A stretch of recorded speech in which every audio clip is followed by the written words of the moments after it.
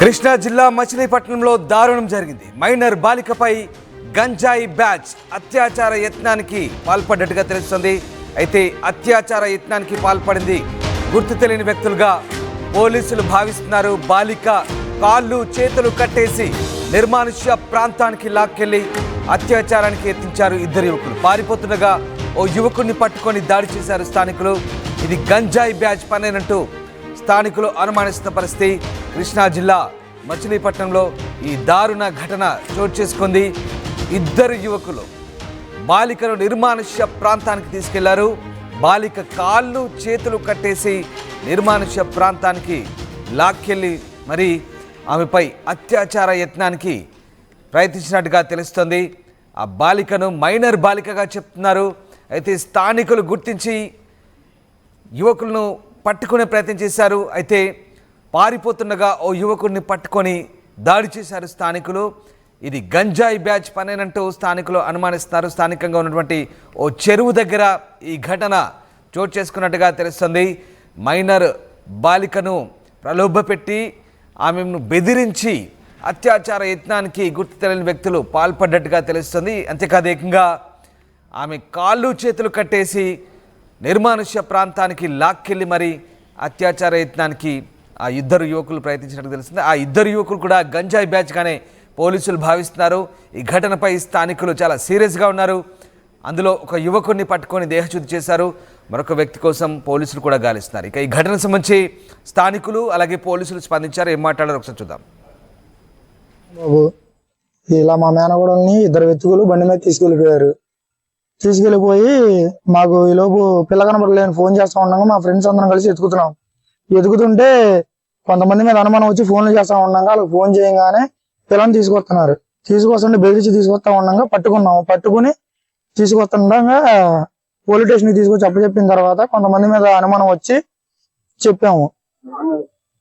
పిల్లని అడిగారా మీరు? అడిగామన్నా. ఇప్పుడు ఏంటి కారణం ఏమనుకుంటున్నారు? ఏం జరిగింది అనుకుంటున్నారు? ఆ పిల్లని పాడు చేసేసారు. పలానా అది గుడిపేటకు సంబంధించిన వాళ్ళు, కాసానగూడు అక్కడ వాళ్ళే. ఆ పిల్ల కూడా అదే. మనకున్న ప్రాథమిక సమాచారం ప్రకారం ఒక మైనర్ గర్ల్ రేప్ అని చెప్పేసి తెలిసింది.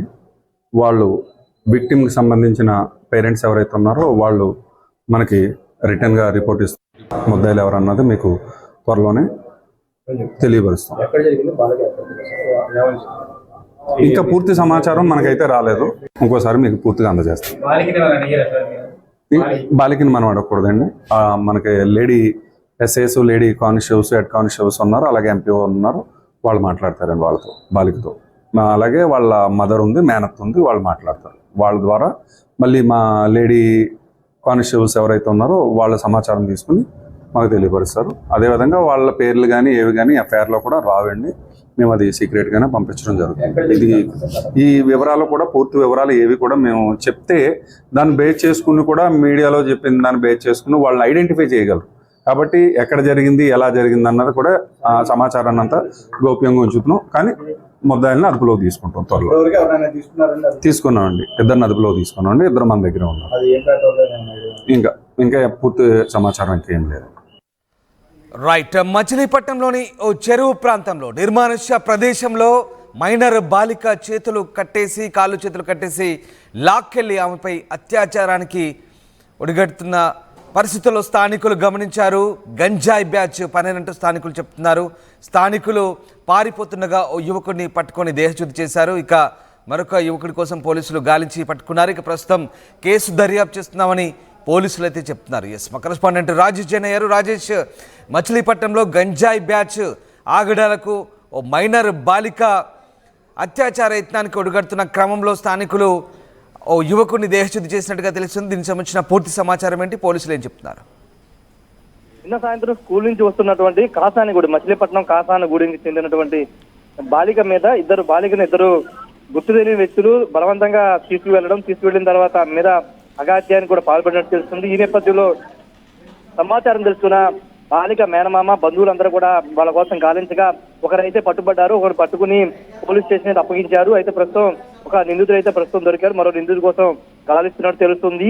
బాలిక మీద అత్యాచారం కూడా చేసినట్లయితే బాధితులు చెప్తున్నారు. బాలిక కూడా కుటుంబ సభ్యులకి వివరాలు కూడా చెప్పినట్టు తెలుస్తుంది. ప్రస్తుతం కేసు అయితే నమోదు చేశారు కాసానిగూడెం సంబంధించినటువంటి బాలిక వ్యవహారంలో ఇనుకుదురు పోలీస్ స్టేషన్ లో కేసు కూడా నమోదైంది. అంటే ఇది పక్కా ప్లాన్ ప్రకారమే చేసినట్టు తెలుస్తుంది. ఒక రెక్కి నిర్వహించి బాలిక ఏ టైం స్కూల్కి వస్తుంది, ఏ టైం స్కూల్ నుండి బయటికి వెళుతుందనే సమాచారం ముందస్తుగానే తెలుసుకుని రెక్కి నిర్వహించి బాలికని కిడ్నాప్ చేసి అత్యాచారం చేసినట్టు తెలుస్తుంది. పోలీసులు అయితే ప్రస్తుతం అతను నిందితుడు అదుపులో తీసుకున్నారు. మరో నిందితుడిని ఈ రోజు పట్టుకునే అవకాశం కనబడుతుంది. ప్రస్తుతం కుటుంబ సభ్యులు దీని మీద తీవ్ర ఆగ్రహం వ్యక్తం చేస్తూ ఉన్నారు.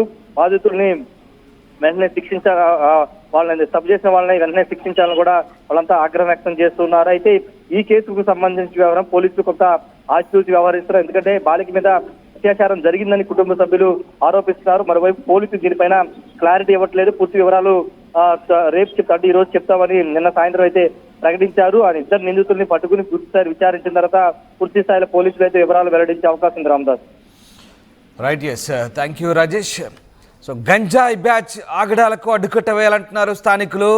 మచిలీపట్నంలో ఓ మైనర్ బాలికను ఏకంగా కాళ్ళు చేతులు కట్టేసి అత్యాచార యత్నం చేశారు ఈ గంజాయి బ్యాచ్. దీంతో అమ్మాయి తల్లిదండ్రుల ఫిర్యాదు మేరకు ప్రస్తుతానికైతే పోలీసులు కేసు నమోదు చేసి దర్యాప్తు చేస్తున్నారు. అందులో ఓ వ్యక్తిని పట్టుకొని దేహశుద్ధి చేశారు, మరో వ్యక్తి కోసం గాలిస్తున్నారు. ఇక అత్యాచారానికి యత్నించిన ఆ ఇద్దరు యువకులు కూడా గంజాయికి అలవాటు పడి స్థానికంగా ఇలాంటి ఆకృత్యాలకు పాల్పడుతున్నారంటూ స్థానికులు ఆరోపిస్తున్నారు.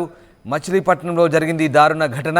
ప్రస్తుతానికి ఈ ఘటనకు సంబంధించి పోలీసులు మరిన్ని వివరాలు వెల్లడించాల్సి ఉంది.